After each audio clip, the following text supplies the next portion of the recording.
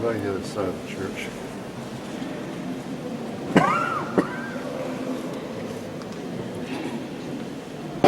Andiamo, grazie.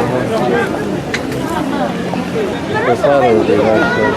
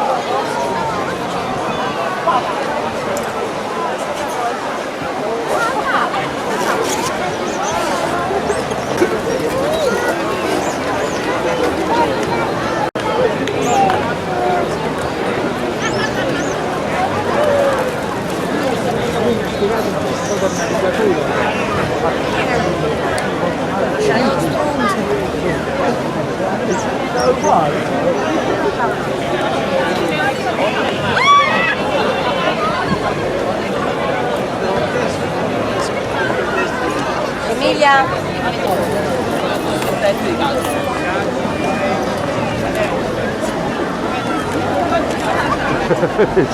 Say no. Okay.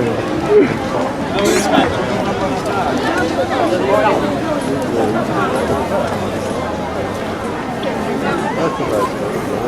Yeah. Can you take a picture?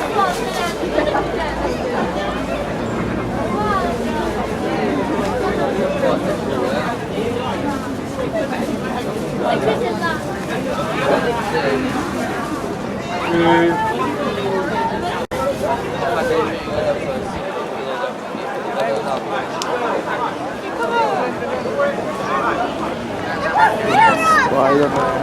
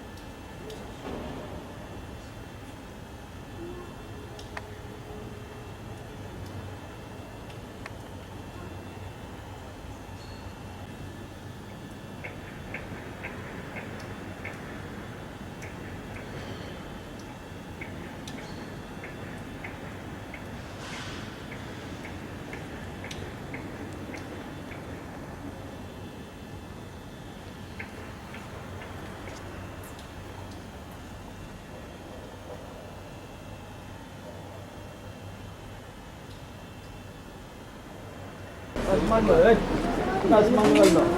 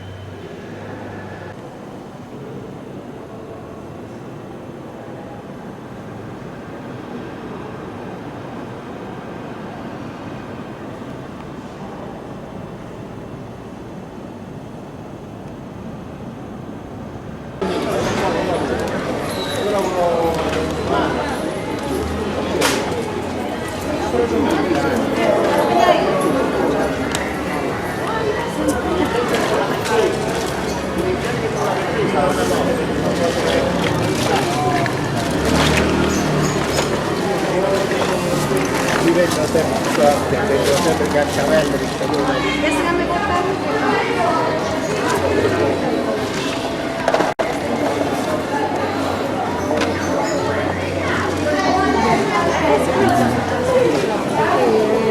Stanze sono da 5 uno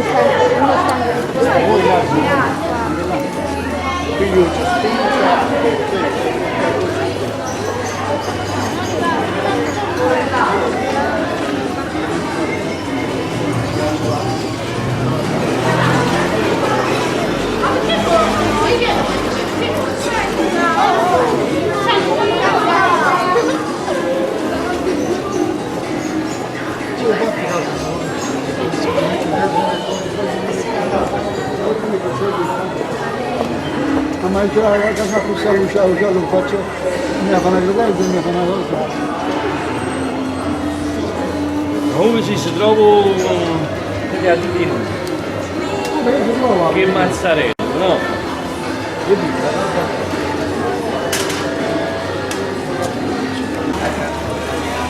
aiutami. È già una persona.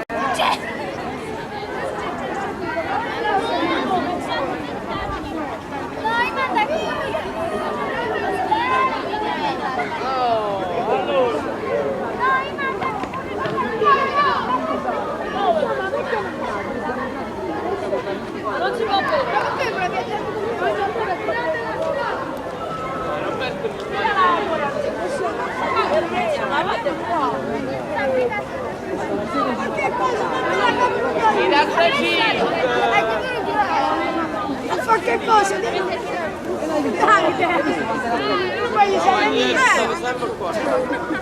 Devo stare, Chiara. Chiara. Che tu conosci? Vattene là, dai. Ehi! Madonna lei!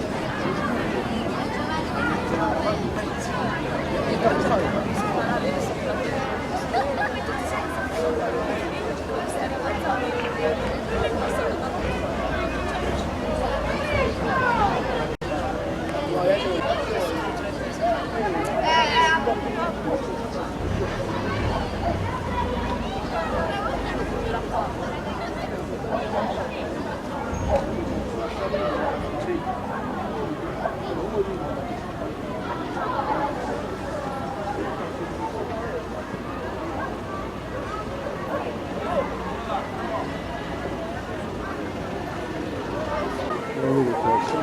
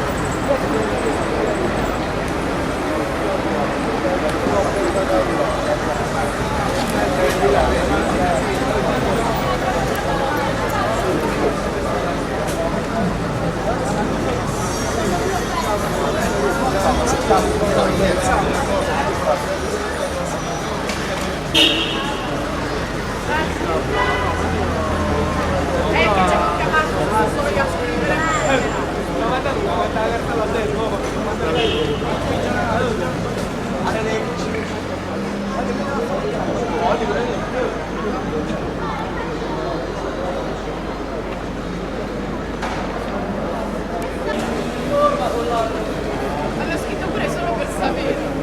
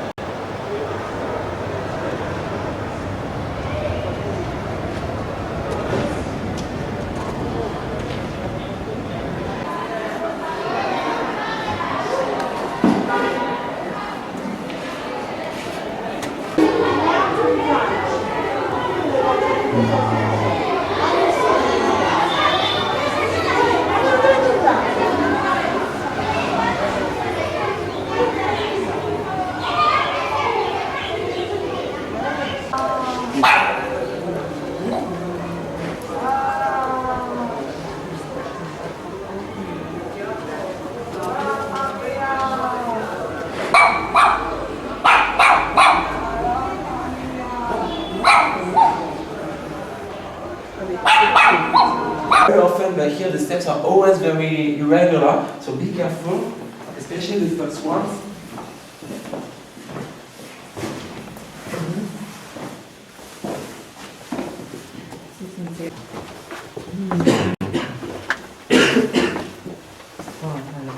It's a nice. Actually, it's above all in the Roman time. It's above all the Emperor Nero who really brought it to the maximum of its splendor, because Nero decided to organize here a very important musical contest.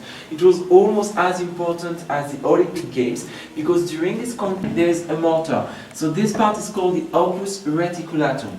And as you can see, it's framed by these bricks, these red bricks put laterally, and so this part is called the opus latericium. Because the Romans were good engineers, and they understood that usually the seismic waves follow a diagonal direction. So first the seismic waves were like caught by this very absorbent stone, but then they also followed the diagonals formed by the different blocks, like that. And when they entered in contact with the bricks more resistant, they had to change of direction. So they became less powerful. The forces were reduced, and so of course you reduce the damages on the walls. There were only a few cracks in this part in the middle by the blocks. So this was important for the structure of the wall.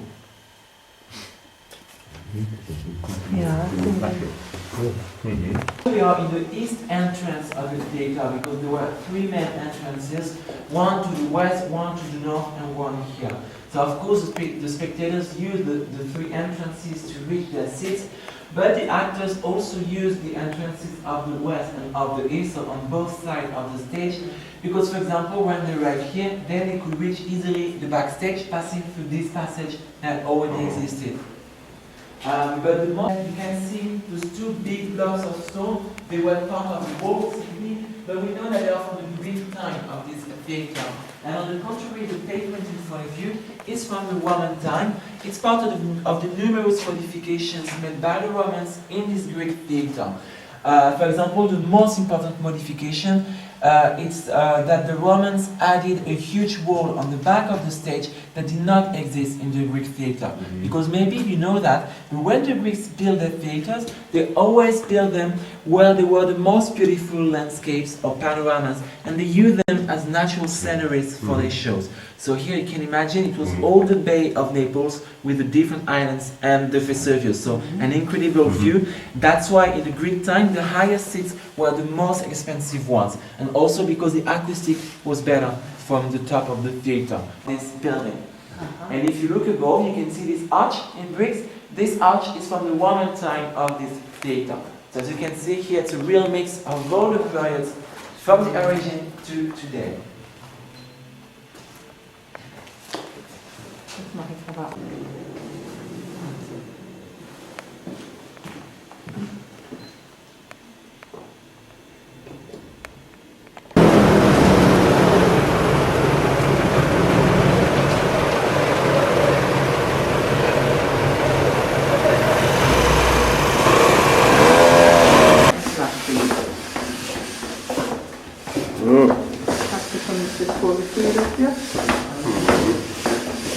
Okay.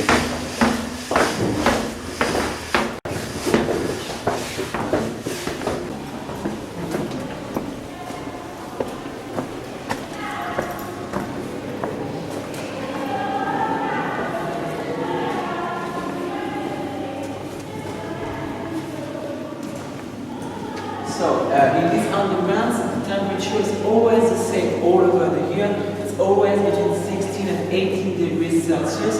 And on the contrary, the rate of humidity is very high, because it's between 70 and 80% of humidity.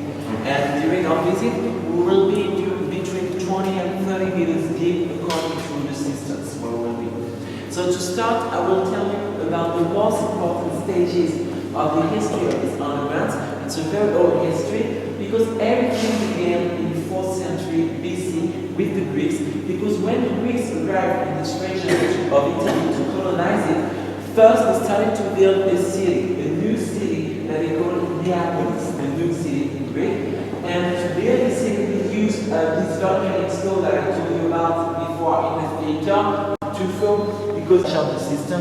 Because when the Greeks did it here, they always thought to keep this typical shape. As you can see, it's a trapezoidal shape. The walls are oblique, so that the pressure coming from the surface is always equally divided on the walls, and so the systems can keep it. And the last modification, the most logical one, was to build an access to allow two people to come here. And so that's the stairs that we took before. These stairs were built in 1942, and it was the only access for this bomb shelter. But there were around 200 bomb shelters like this one in Naples, but it wasn't enough for all the population. And I think you'll notice that they are pretty easy to walk down. There's a little slope, and the steps are very right and not very high. This was done on purpose. It was to allow the people to run in the stairs to come as fast as possible here in this shelter during the bombings. Okay, so this is the history of this underground. 1943. You can see all around you behind this structure is an impermeable plaster. It's very old because it's from the Greek time. So to waterproof all the systems. And the black mark that you can see here, that's simply the mark that the water left at its maximum level. So that's a mark left by the water. And of course, still the water still 5 meters underneath. It's like that everywhere in all the systems. And now, a lot of their personal objects from the house. And for example, the piece of furniture that we found the most often, that's the bed. You can see 2 examples here. And for example, the walls, I will explain to you the function later. So we can go and put your head in the middle slow. Italian. The wellmen were the people in charge of maintaining and cleaning the systems. So there you can see a wellman, this model that represents a wellman coming through the well. So you can see the wells were very narrow, and so they built this kind of little steps. You see, it's called grampiate in Italian, to come through the wells. And once arrived, they used to walk on this low wall. It was still above the maximum level of the water. And from here, they could clean the water.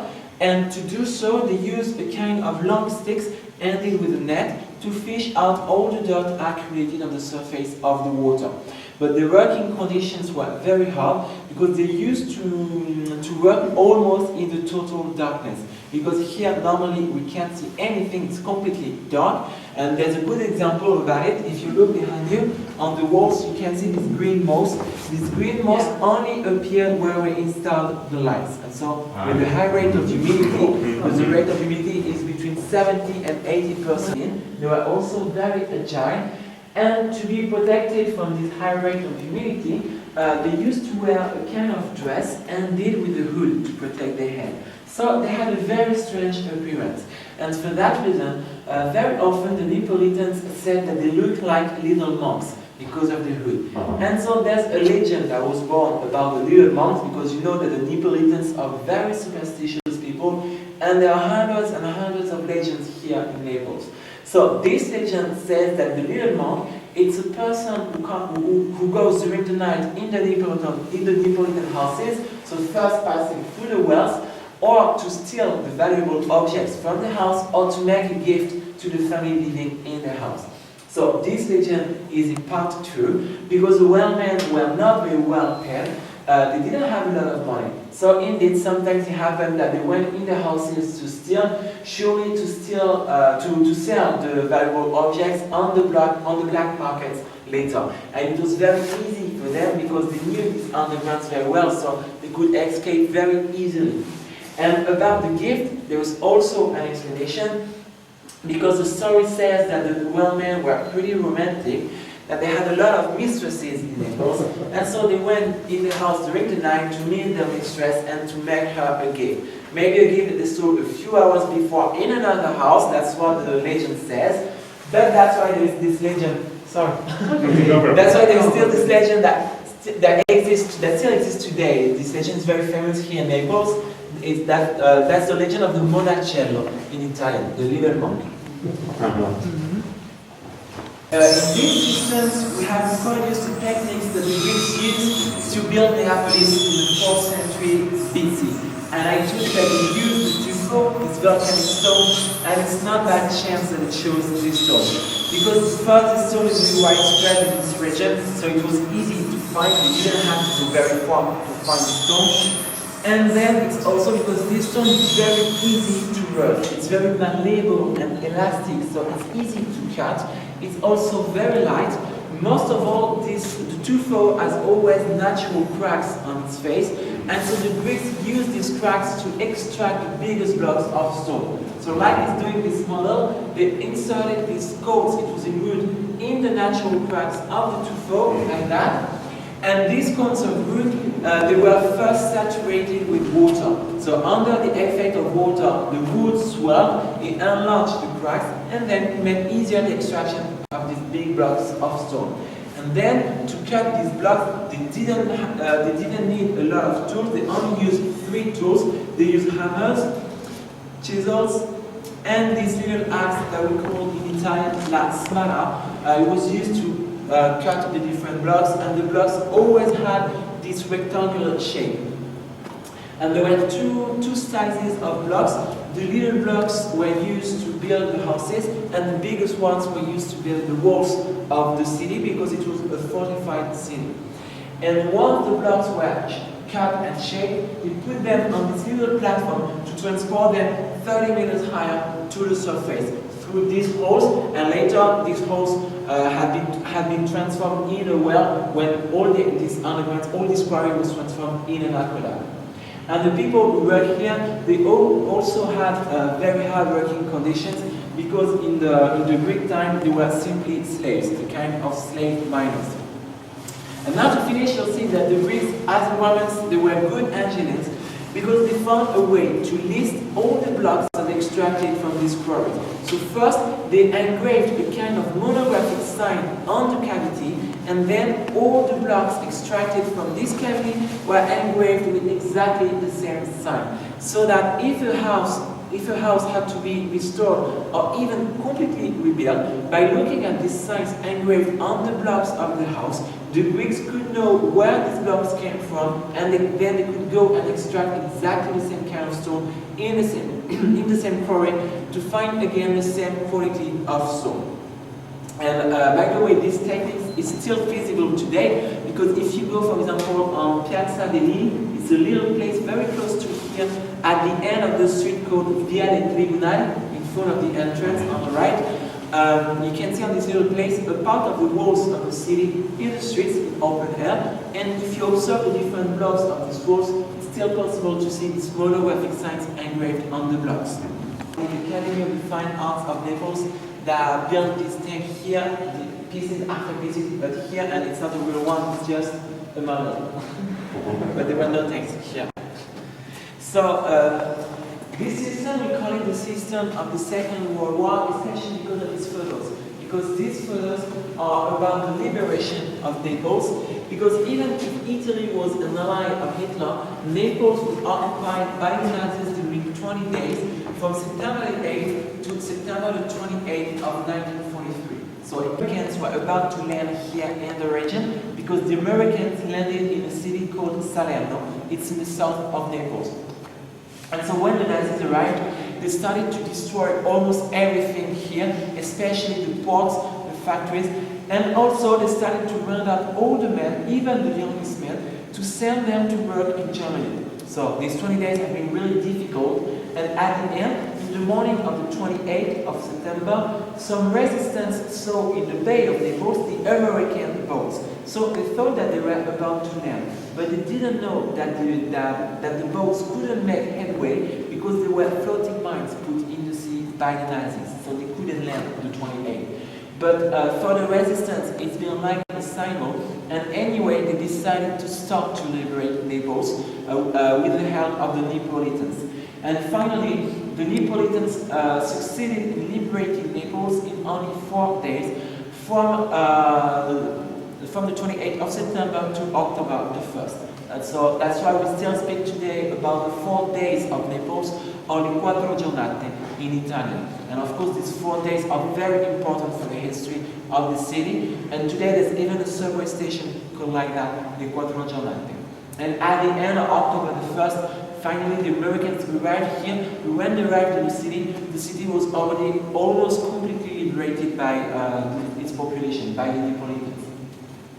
Now if you look over there in this other system, you can see this amount of stones in this rubble, because during the bombing sometimes it happened that the system did not resist, that it caved in. So this is one example, but we know that under this rubble there were Turkish bathrooms installed here for the refugees.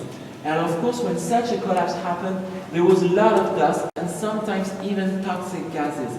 That's why we found a lot of gas masks. You can see some of them on these models behind you. These gas masks were distributed by the army to the refugees.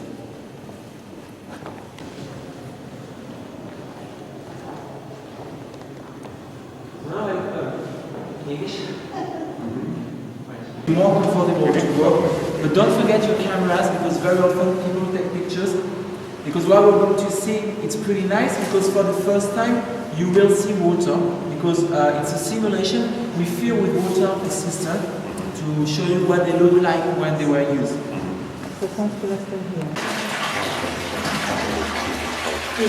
And now we're going to see a public one, a public system.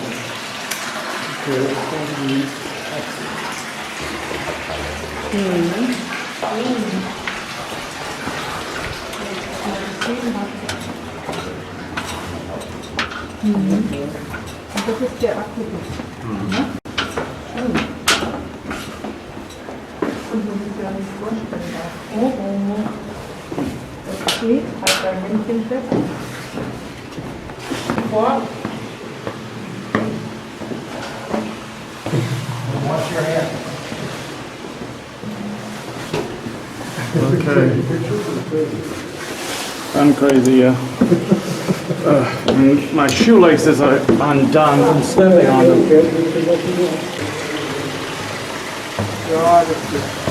Oi. Oi.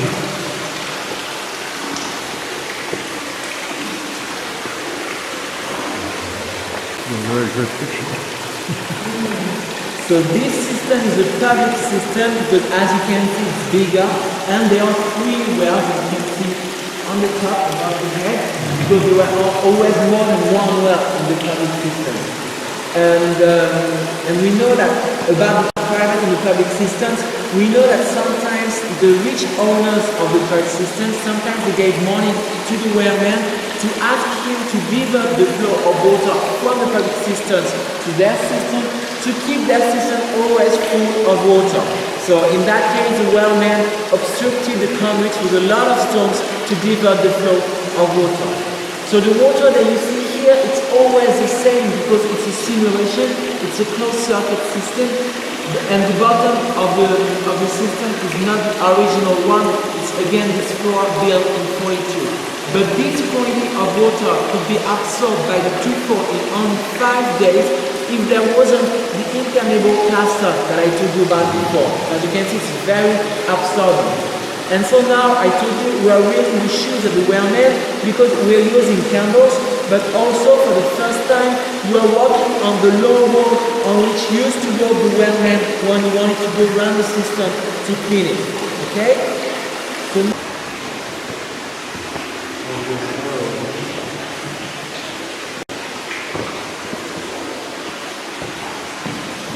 they put one foot to the right, the other to the left, the same with their hands, and that's how they work. They walk. And when it was too right, they put beams of wood from one wall to the other, still to walk above the water. That's why I told you that they had to be so agile, because of course it was very difficult. Und das eigentlich nur trainierte Leute. Oh. Infatti quanti nomi di Poi sta, piano piano.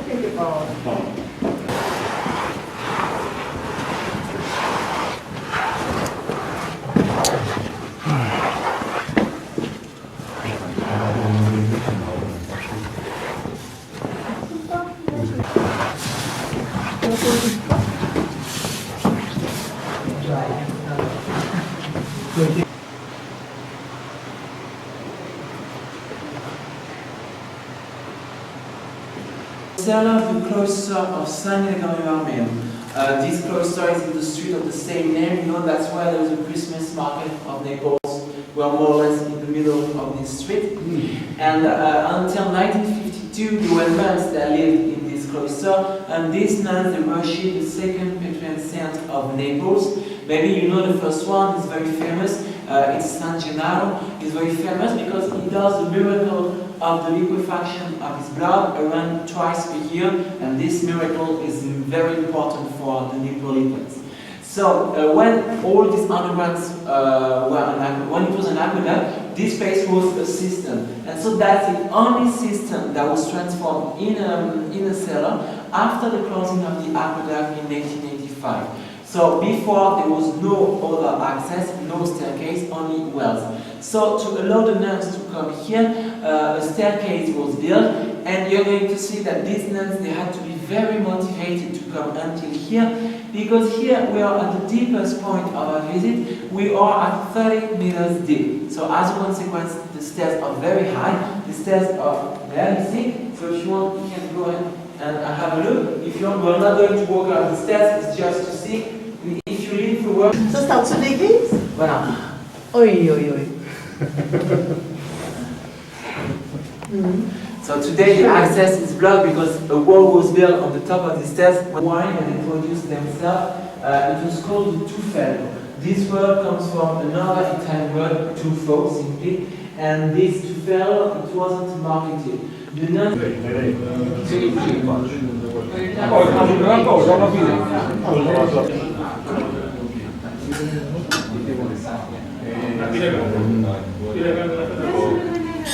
I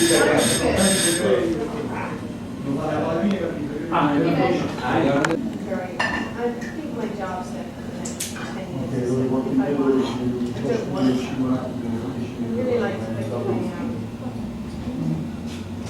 degree about student what I'd like to do. But I don't want to do that in the States. I just want to stay in the country. Okay. Oh, that's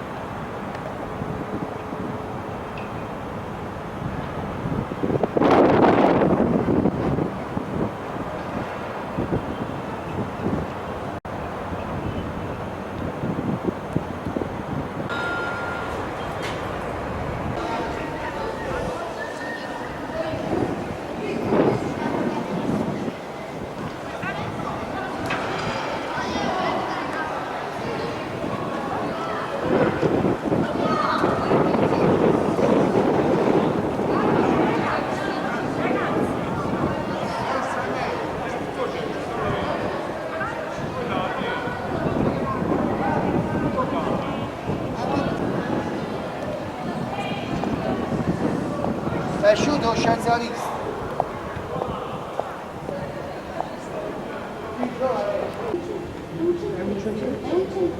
Perché sui 2 centesimi c'è la 9 italiana, su 2 centesimi. Sì, sì, il camminamento mi aveva utilizzato alcuni sì, il camminamento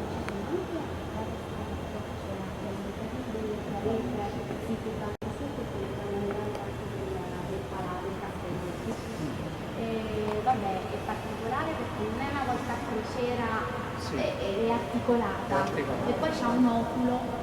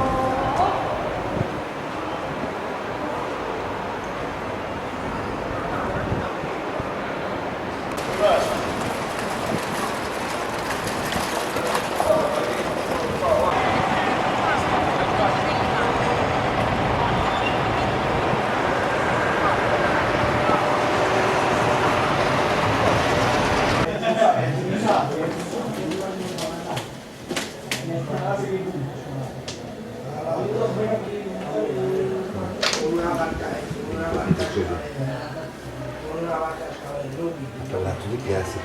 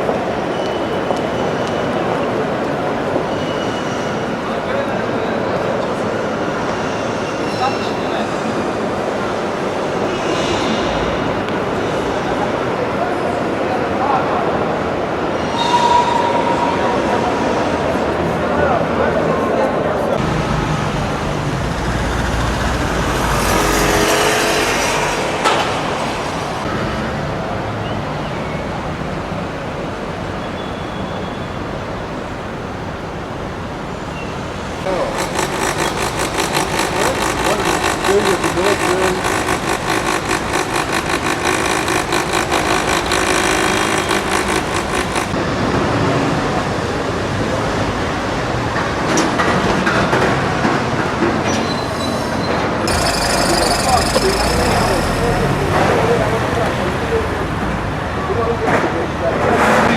ci abbiamo dove vedere, abbiamo Messina, perché?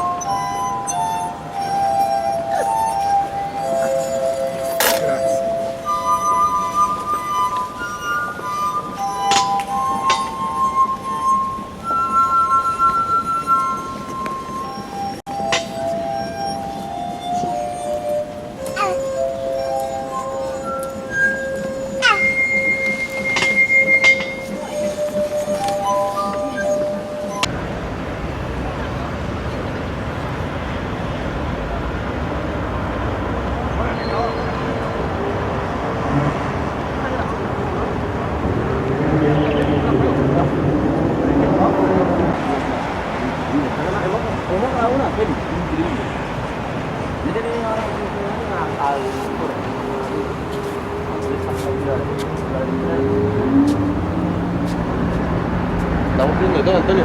Vamos a investigar por detrás un momento. Vamos, no,